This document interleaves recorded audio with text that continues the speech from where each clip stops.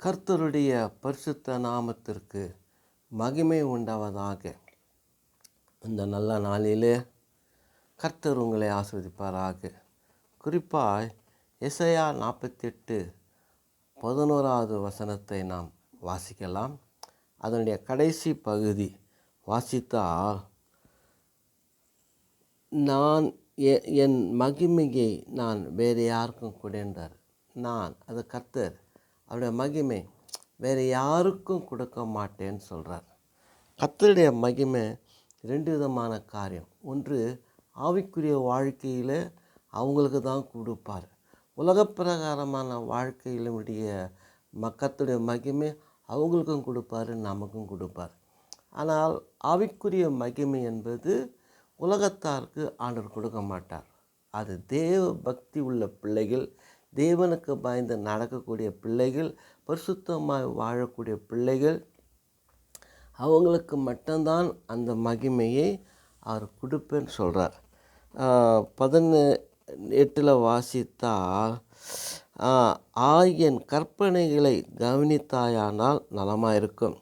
அப்பொழுது உன் சமாதானம் நதியைப் போலவும் உன் நீதி சமுத்திரத்தின் அலையைப் போலும் இருக்கும். அப்போது அந்த ஆசீர்வாதம் ஒரு கடல் அலையை போல அல்லது ஒரு சமாதானம் ஒரு நதியை போல இருக்குன்னு சொல்கிறார். நம்முடைய சமாதான நதியாகவும் நம்முடைய நீதி சமுத்திரத்தின் அலையை போல் இருக்கின்றார். அதுதான் கர்த்தருக்கு பயந்து நடக்கின்ற ஒரு கர்த்தருடைய பிள்ளைகளை அது குறிக்கும். இன்னும் சொல்லப்போனால், அவங்களுடைய வாழ்க்கையை, எதிர்காலத்தினுடைய வாழ்க்கையை முன்கூட்டியே சொல்கிறார் ஆண்டவர். எப்படின்னு கேட்டால், மோசே வாழ்ந்த காலத்தில் அவர் சொல்கிறாரு, வானத்திலையும் பூமியிலையும் சமுத்திரத்திலையும் ஒரு சுரூபத்தை உருவாக்கி நமஸ்கரிக்க வேண்டாம், என்னுடைய நாமத்தில் வீணிலே வழங்க வேண்டாம் என்று சொல்கிறார். ஆனால் இந்த காலத்தில், இந்த ஏசாயா வாழ்ந்த காலத்தில் அவர் சொல்கிறாரு, அவங்க அந்த சுரூபத்தை செய்து வணங்கும்போது கர்த்தர் சொல்கிறார், நான் கர்த்தர், நீங்கள் செய்யாததுக்கு முன்னாலேயே இந்த தப்பை செய்வேன் என்று சொன்னேன். காரணம், நீங்கள் எனக்கு போதிக்கவில்லை, நாங்கள் தவறிவிட்டோம் என்று அந்த கருத்தை ஆண்டவர் முன்கூட்டியே சொல்கிறார். அப்படி சொல்லி இருக்கிற காலத்திலேயே ஆரோன் கன்றுக்குட்டியை ஒன்று செய்து அதை ஜனங்களை வணங்க வைத்தான். காரணம், அந்த யாத்திராகமம் 32 வாசித்தால், மலை மேலே ஏறின மோசஸுக்கு என்ன ஆனதோ தெரியல, முன் சொல்லும் தெய்வங்களை உண்டு பண்ணுன்னு சொல்லி ஆரோன் கேட்க கன்றுக்குட்டி அவன் செய்தான். அது தெரிஞ்சு செய்தது, இங்கே தெரிந்து தான் செய்கிறாங்க. ஆனால் நீங்கள் எனக்கு போதிக்கவில்லையே என்று சொல்லாதபடிக்கு அவருக்கு முன்கூட்டியே நமக்கு அவர் சொல்லிவிட்டார். என் கற்பனைகளை கவனித்தாயானால் நலமாக இருக்க, என் உபதேசங்களை, என் சத்தியங்களை, என்னுடைய உண்மைகளை, என்னுடைய நீதிகளை, என்னுடைய ஆலோசனைகளை நீங்கள் கேட்டாலானால், அதை கவனித்தாயானால் நலமாக இருக்கும், நமக்கு நலமாக இருக்குன்றார் ஆண்டு. ஏன்னா அவரை நம்புகிற பிள்ளைகள் கெட்டு அலைவதில்லை. அதுதான் சுவிசேஷத்தினுடைய வார்த்தைகள். அலைய மாட்டோம், பேதையாக இருந்தாலும் திசை கெட்டு போக மாட்டோம். நம் போகிற பாதையில் துஷ்ட மிருகங்கள் இல்லைன்றாரு. அந்த அளவுக்கு கர்த்தருடைய மகிமை நம்மை சூழ்ந்து கொண்டு இருக்கிறது. கர்த்தருடைய மகிமை நம்ம மேலே உதிக்கும் என்று ஏசாயா 60 சொல்கிறார். காரில் ஜனங்களை மூடும், ஆனால் கர்த்தருடைய மகிமை உங்கள் மேலே உதிக்கும் என்று சொல்கிறார். அப்போது அவருடைய மகிமை நமக்கு மட்டும்தான் தருவார், வேறு யாருக்கும் கொடுக்க மாட்டார். சொந்தத்தில் வந்தார், சொந்தக்காரர் ஏற்றுக்கவில்லை. ஏற்றுக்கொண்டு அனைவருக்கும் தேவனுடைய பிள்ளைகளாக இருக்கும்படி அவங்களுக்கு அதிகாரம் கொடுத்தார் என்று நாம் யோவான் 1 நம்ம வாசிக்கிறோம். அதிகாரத்தை கொடுக்கிறார், அந்த ரட்சிப்பு மென்மையை கொடுக்கிறார் ஆண்டவர். சரி, இதில் இன்னொரு விஷயம் என்னென்னு கேட்டால், கர்த்தர் நம்மை தெரிந்து கொள்கிறார். எப்படி என்று கேட்டால், என் நாமத்தை நிமித்தம் என் கோபத்தை நிறுத்தி வைத்தேன். ஏனால் நாம் செய்த தவறுகளெல்லாம் உடனுக்கு உடனே தண்டனை கொடுக்குற ஆண்டவர் இந்த பகுதியில் கொஞ்சம் நிறுத்தி வைக்கிறார். காரணம் என்னென்று கேட்டால், இதோ உன்னை புடமிட்டேன், ஆனாலும் வெள்ளியைப் போல் அல்ல, உபத்திரத்தின் குகையிலே உன்னை தெரிந்து கொண்டேன். அப்போ கிறிஸ்து நம்மை உபத்திரவத்திலிருந்து, நாம் ஆண்டவரை தரிசித்து விசுவாசிக்கலை, காணாமலே இருந்து விசுவாசிக்கிறோம். கர்த்தருக்காக பல பாடுகள், உபத்திரங்கள், நிந்தைகள், அவமானம் நம்மளோட வாழ்க்கையில் வந்தாலும் ஆபகுக்கு சொல்கிறாரு, எல்லாம் அது அத்தி மரமும் ஒலிவ மரமும் துளிர் விடலை, மிருக ஜீவன்கள் முதலற்று வரலை, முதலற்று போயிடுச்சு, ஆனாலும் நான் கர்த்தருக்குள்ள மகிழ்ச்சியாக இருக்கிறன்ற ஒரு விசுவாசத்தில் வரார் அவர். அதுதான் நம்முடைய வாழ்க்கை. உபத்திரத்திலிருந்து பவுல் சொல்கிறாரு, நீங்கள் உபத்திரத்திலிருந்து கிறிஸ்துவுக்குள் வந்தீர்கள். இதுதான் ஒரு உண்மையான ஒரு சத்தியமாக இருக்குது. ஏன்னா அந்த திருச்சபை மக்கள் எவ்வளவோ பாடுபட்டு கர்த்தருக்குள்ளே வராங்க. அதுதான் உண்மை. தெரிஞ்ச வராங்க, எல்லாத்தையும் இழந்துட்டு தான் வராங்க. சிலர் வந்து இழந்து விடுகிறாங்க. தன்னை வெறுத்து தான் சிலுவை எடுத்துக்கொண்டு என்னை பின்பற்றுகிறவன் அவன்தான் ரட்சிக்கப்படுவான்றார். அப்படி வெறுக்காதவனுக்கு பாக்கியம் இல்லைன்று அவர் சொல்கிறார். தன்னை வெறுத்து தான் சிலுவை எடுத்துக்கொண்டு அவரை பின்பற்ற வேண்டும். அப்போ அப்படி பார்க்கும்போது அந்த உபத்திரத்தின் குகையிலிருந்து தான் நம்மை தெரிந்து கொண்டார். உலகத்தில் உபத்திரங்கள் உண்டு, ஆனாலும் திடன் கொள்ளுங்கள், நான் உலகத்தை ஜெயித்தேன், ஆக நீங்களும் ஜெயிப்பீர்கள் என்று சொல்கிறார் ஆண்டவர். அப்போ அப்படி பார்க்கும்போது மகிமை என்றால் என்ன, அதுதான் ரொம்ப முக்கியமான ஒரு கருத்து பிரியமானவர்களே. ஏன்னு கேட்டால், அந்த மகிமை என்று வார்த்தைக்கு தமிழ் அகராதியில் என்ன சொல்லுது என்று கேட்டால், பெருமை அல்லது புகழ்ச்சி அல்லது மாட்சிமை, மேன்மை, மகத்துவம் உள்ளது. இதெல்லாம் ஒரே கருத்தை தான் காண்பிக்கிறது இந்த தமிழ் அகராதியில். அதை வச்சு இவ்வேதத்தை யோசித்து ஆராய்ந்து பார்த்தால் அதுவும் அப்படி தான் இருக்கிறது. என்னன்னு கேட்டால், ஆபிரகாமை நோக்கி ஆதியாகமம் 12 வாசித்தால், ஆபிரகாம் அவரை அழைத்து கானான் தேசத்துக்கு கொண்டு போகும்போது சொல்கிறார் அவர், நான் உன்னை பெருமைப்படுத்துவேன்றார். இது அவரை புகழ்ச்சியாக்குவது அல்லது மேன்மையாய் பேசுவது, உயர்தரமான வார்த்தைகளை கொண்டு அவரை உயர்ந்த நிலையில் கொண்டு போய் வைப்பது, இதுதான் அந்த பெருமைக்குரிய வார்த்தை. 1 பேதுரு 5 வாசித்தால், பெருமை உள்ளவனுக்கு கர்த்தர் எதிர்த்து நிற்கிறார். அப்போ அப்படி பார்த்தால் பெருமை என்பது ஆணவத்தை காட்டுகிறது. அதனால் தான் எதிர்த்து நிற்கிறார். தாழ்மை உள்ளவர்களுக்கோ கிருபை அளிக்கிறார்.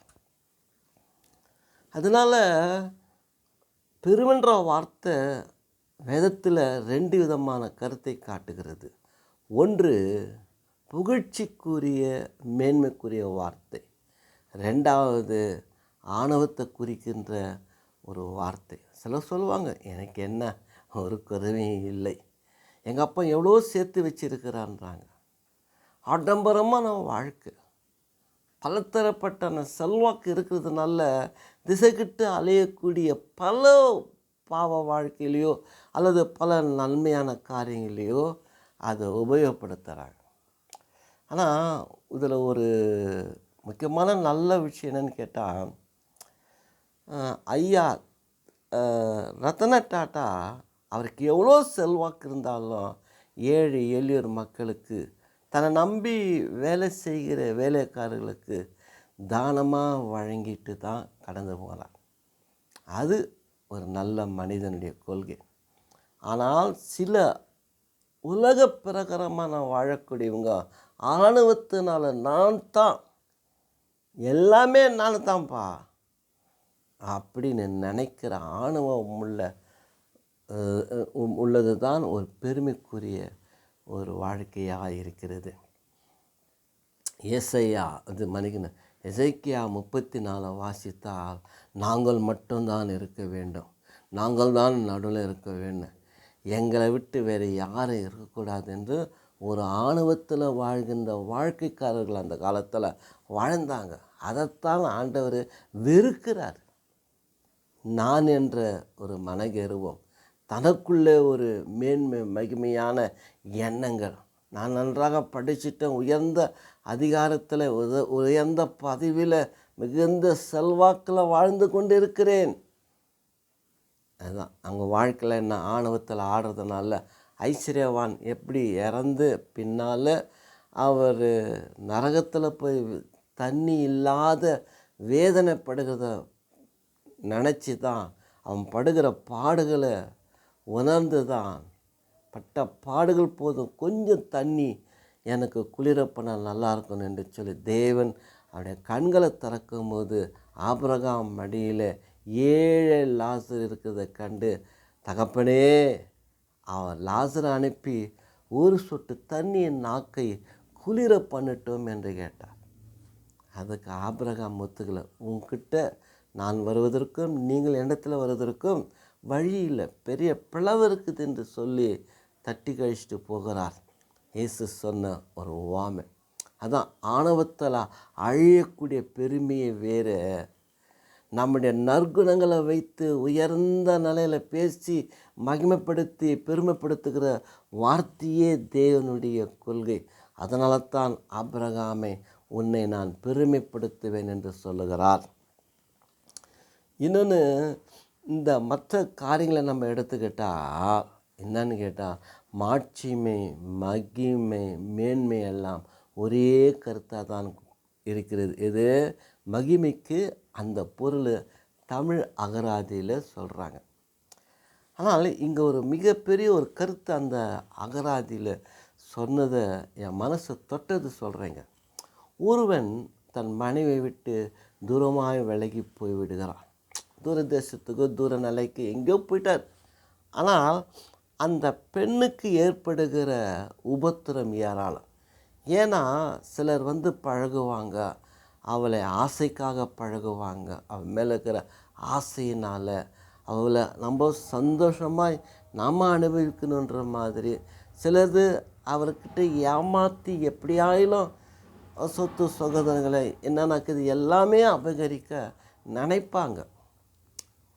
ஆனால் அது அந்த அம்மா எல்லாத்தையும் சகித்து யாருக்கிட்டேயும் தன் மானத்தை விடாதபடிக்கு தன்னை காத்துக்கிற ஒரு கருப்புள்ள பெண்ணு தான் மாட்சிமையும் மேன்மையும் மகத்துவமுள்ள ஒரு பெண் என்பதற்கு ஒரு உதாரண காட்டாய் அங்கே காட்டுகிறது.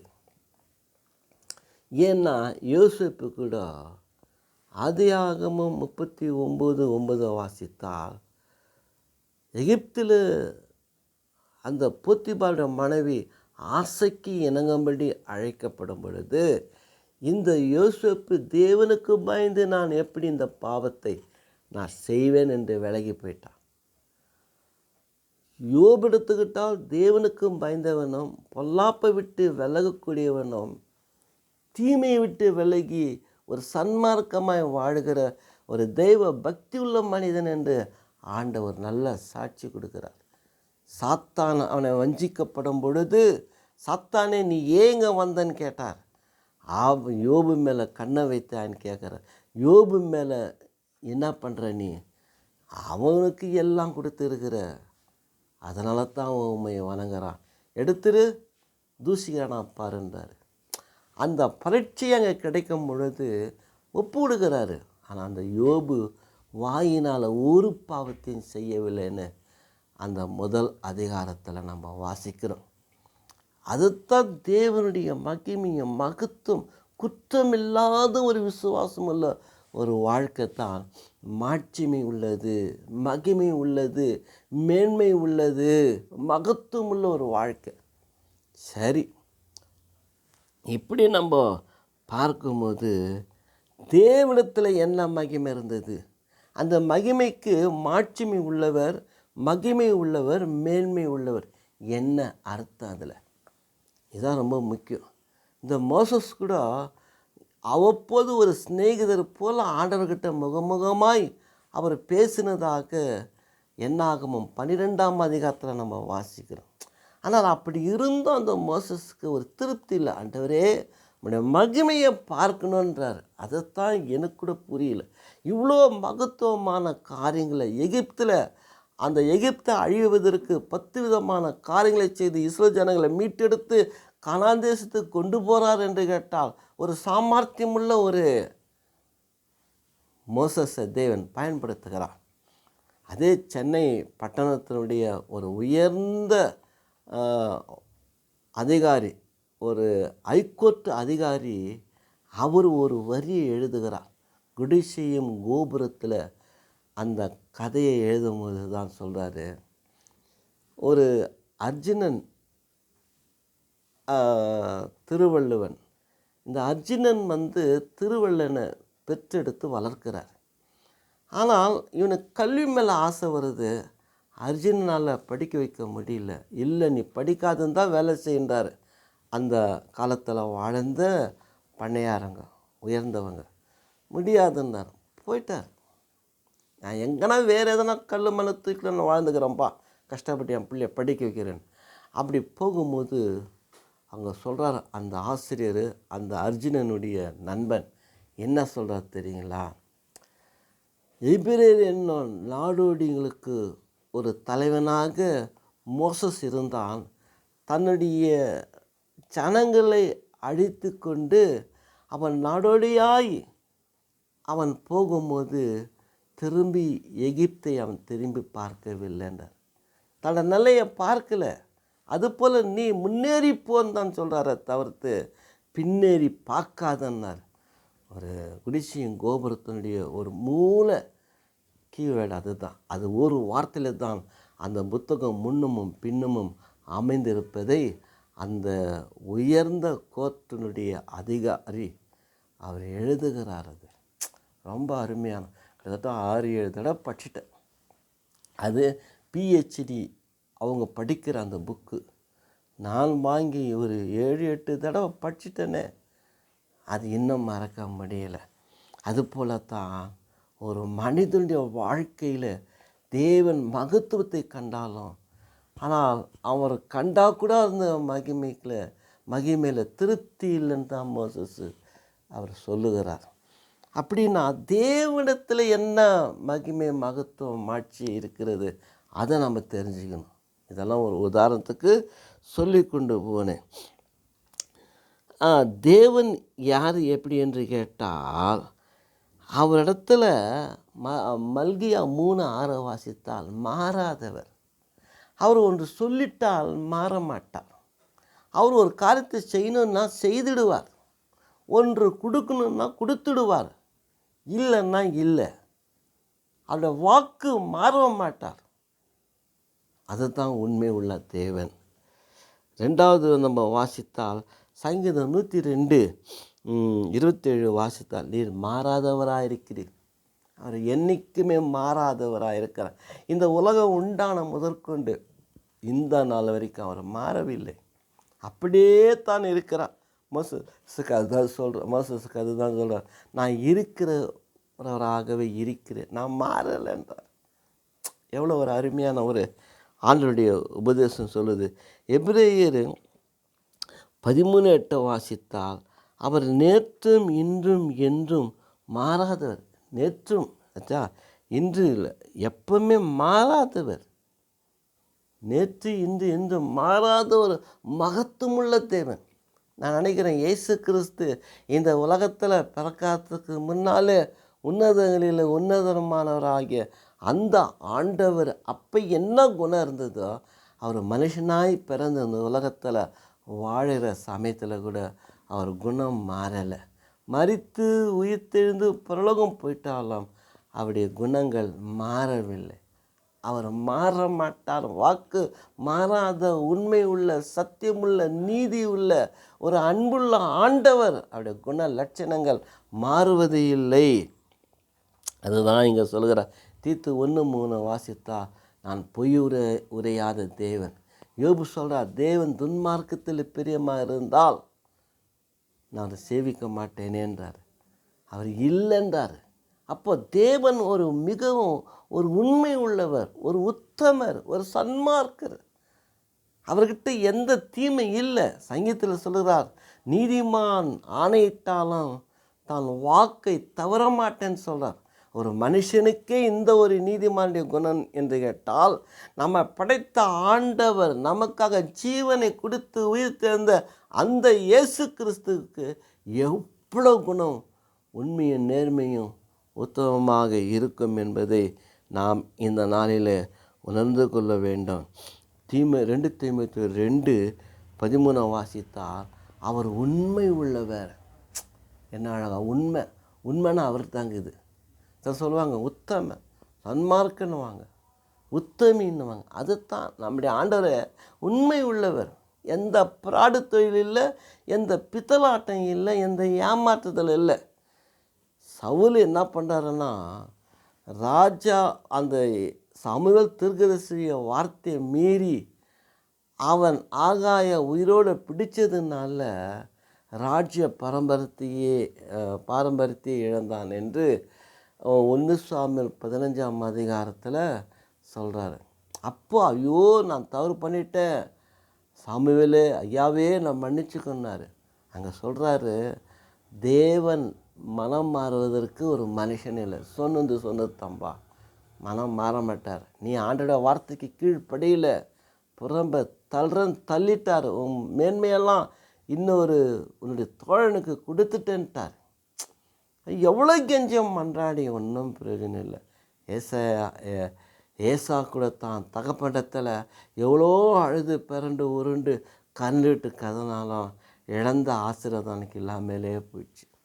வருத்தமாய் அவனோட வாழ்க்கை நிலைமை ஓடுகின்றதாக இருக்கிறது. இப்போ இவர் எப்படி உண்மை உள்ளவர்? ஆதியாகமும் யாத்திரையாகமும் 12ஆம் அதிகாரம் 40 ஆதியாகமும் 15ஆம் அதிகாரத்தில் வாசித்தால், 430 வருஷம் அந்நிய தேசத்தில் உன் சந்ததி இருக்கும், அடிமைப்பட்டு இருப்போன்னார். ஆபிரகாமுக்கு பிள்ளையே இல்லை, இந்த வாக்கு கொடுத்துட்டார். சரியாப்பான்னு இவர் ஏற்றுக்கிட்டார். பின்னொரு காலத்தில் அந்த கானான் தேசத்துக்கு போன பின்னால் அவங்க 430 வருஷம் எகிப்தில் அடிமையாக இருக்கிறாங்க. அதில் 70 வருஷத்தை தள்ளிடலாம். ஆச்சா, 70 பேர் கொஞ்சம் பேர் போனவங்க எப்படியோ போய் தள்ளுறதவனா 70 வருஷம் இல்லை, அவங்க அடிமைப்பட்டு போயிட்டாங்க. 430 வருஷம் அடிமையில் இருக்கிறாங்க. ஆனால் அந்த அடிமைத்தன வருஷம் முடிந்த அந்த நிமிடமே அந்த எகிப்தை விட்டு கானான் தேசத்துக்கு புறப்பட்டு போகிறாங்க.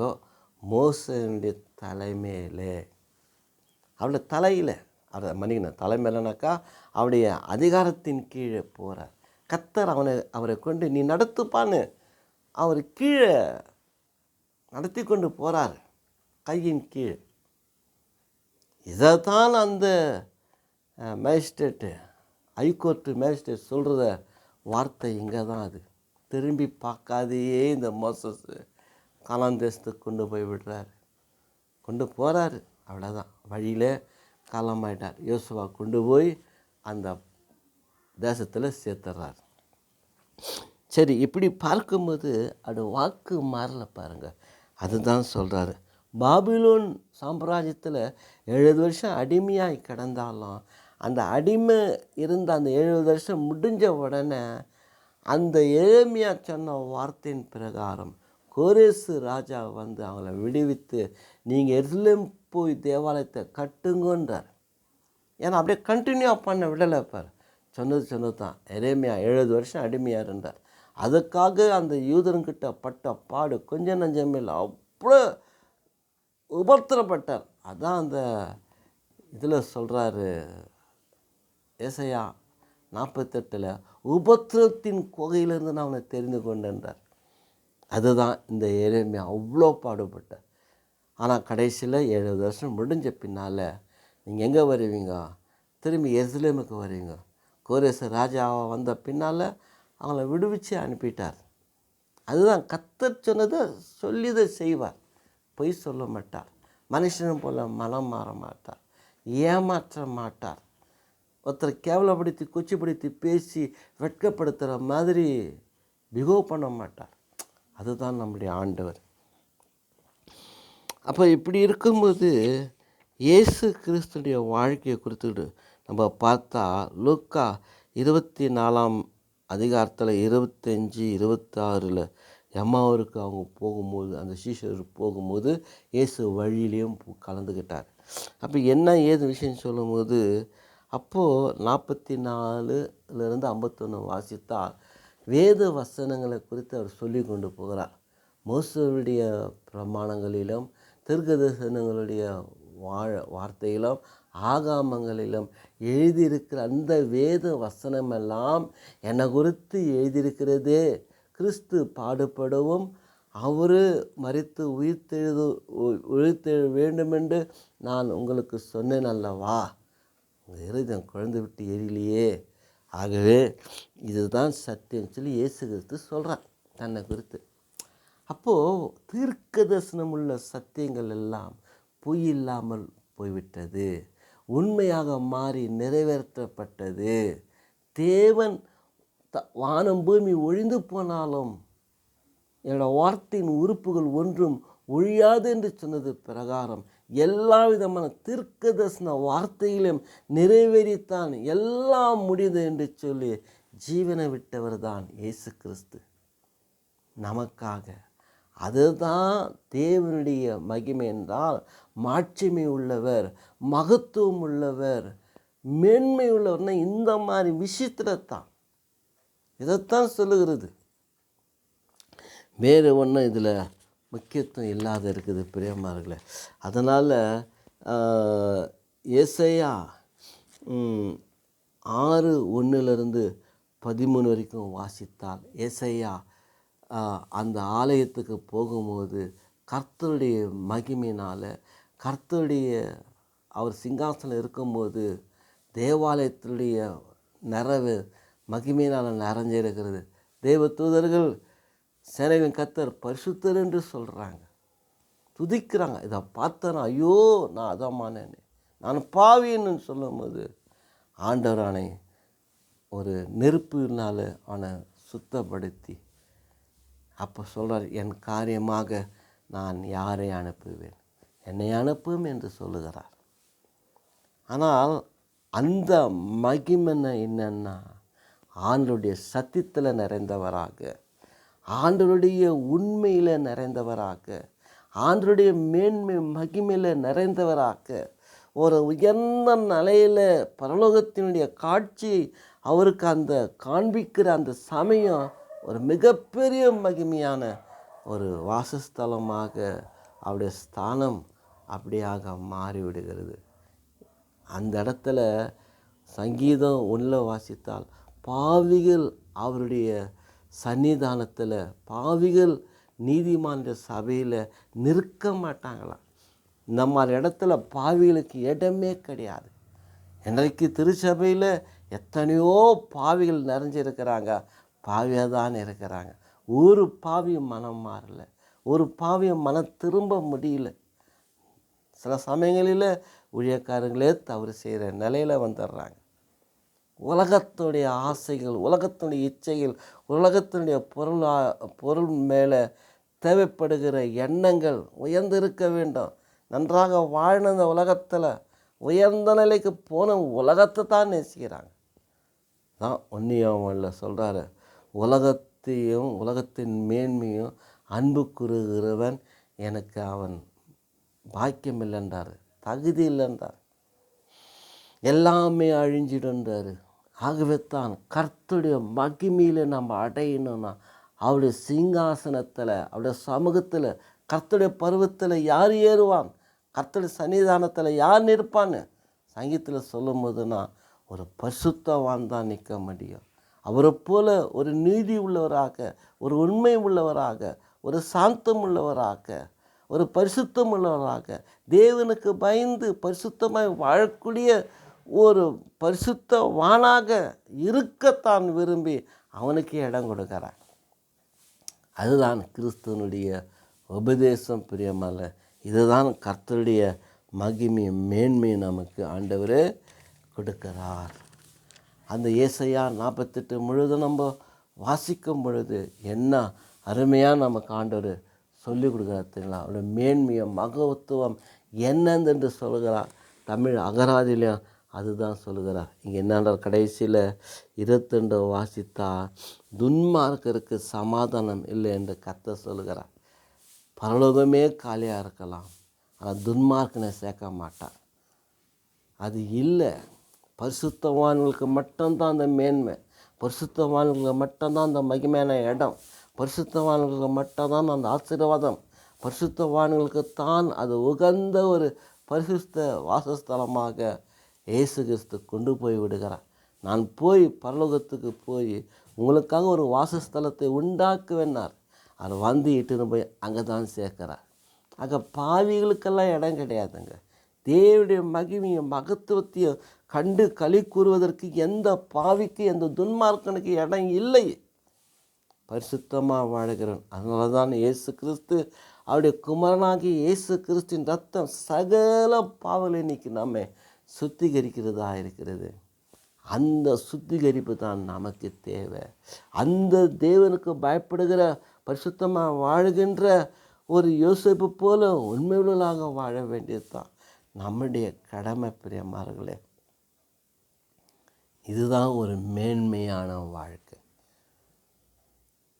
மகிமை என்று சொன்னால் மகமை.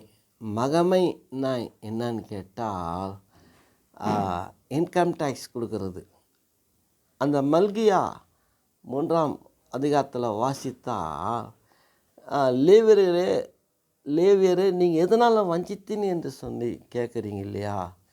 என்னுடைய காணிக்க எனக்கு கொடுக்க வேண்டிய தசம்பாகம் எங்கே? நான் உங்களை ஆசீர்வதிக்கிறேனா இல்லையா என்பதை சோதித்து பார்க்க நீங்கள் கொண்டு வந்து என் ஆலயத்தில் கொடுங்கன்றார். அதனுடைய நல்ல விளக்கம் என்னன்னு கேட்டால் மகிமைக்கு மகமை அப்படின்னா, அந்த பக்தர்கள் அந்த கோவிலுக்கு அந்த இடத்துல வரியாய் கொடுக்க வேண்டும். அதான் சொல்கிறார், நிதி உதவி செய்ய வேண்டும். ஏன்னு கேட்டால் அது தான் இன்கம் டேக்ஸ், வரி பணம். இந்த நம்ம இடத்துல என்ன சொல்கிற விதத்தில் தசம பாகத்தை கொடுங்க. அதன் ஒவ்வொரு விசுவாசிகளுக்கும் அது உரிமை. பழைய ஏற்பாட்டில் கணக்கின்படி கொடுக்கணும், புதிய ஏற்பாட்டில் அப்படி இல்லை. நமக்குள்ளதை மனப்பூர்வமாக அள்ளி கொடுப்பது தான் தசமபாகம். நம்முடைய வருமானத்தில் முழுமையாய் கொடுப்பது தான். பழைய ஏற்பாட்டு கணக்கில் மேலேயும் கொடுக்கலாம் அல்லது குறைவாக கூட கொடுக்கலாம். ஆனால் எப்போ நம்ம கொடுக்குறோமோ மனசில் மன உற்சாகமாக, மன சந்தோஷமாக, மன சமாதானமாக, கர்த்தருக்காக எந்த ஊழியக்காரனுக்கு நான் கொடுக்கலன்ற ஒரு மனப்பான்மையில் கர்த்தருக்காக கொடுக்கறது தான் அந்த வரி பணங்க. அதுதான் சொல்கிறார், வரி பணத்தில் நிலத்துக்கு, வீடுக்கு, சொத்துக்கு, சுதந்திர ஆஸ்திக்கு எல்லாமே வரி பணம் இருக்குது. ஆனால் ஒரு திருப்பணிக்கும் ஒரு ஆலயத்துக்கும் கோவிலுக்கும் கொடுக்குற பணம் அதுதான் வரி பணம். இதுதான் மகமை. ஆகவே இந்த தமிழ் அகராதியில் ரொம்ப அர்த்தமுடையதாக சொல்லுது. கொஞ்சம் புரிஞ்சுக்கிட்டா நம்முடைய பரிசுத்த வேதாகமத்துக்கு ஒத்து போகிற அநேக விஷயங்கள் அங்கே இருக்கிறது. தொடர்ந்து கர்த்தர் நம்மை ஆசீர்வதிப்பாராக. தேவனுடைய மகிமை பிரசன்னம் உங்களோடு இருக்கட்டும். கடந்த பதிவு இதை நம்ம செய்தோம். சில தப்பு நடந்ததுனால அதை பதிவை நீக்கிவிட்டோம். அதனால் மீண்டும் சில நல்ல சத்திய கருத்தோடு ஜெப சிந்தையோடு அந்த பதிவை இந்த நாளில் மீண்டுமாய் பதிவு செய்து உங்களுக்கு வெளியிடுகிறோம். கர்த்தர் உங்களை ஆசீர்வதிப்பாராக. கேட்டு மகிழுங்கள். அதில் ஏதாயிலும் குறை இருந்தால் மன்னிங்க.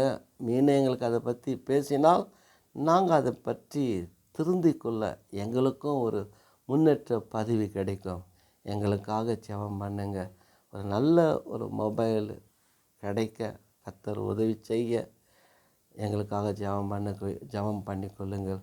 கர்த்தர் உங்களை ஆசீர்வதிப்பாராக. ஆமேன், ஆமேன்.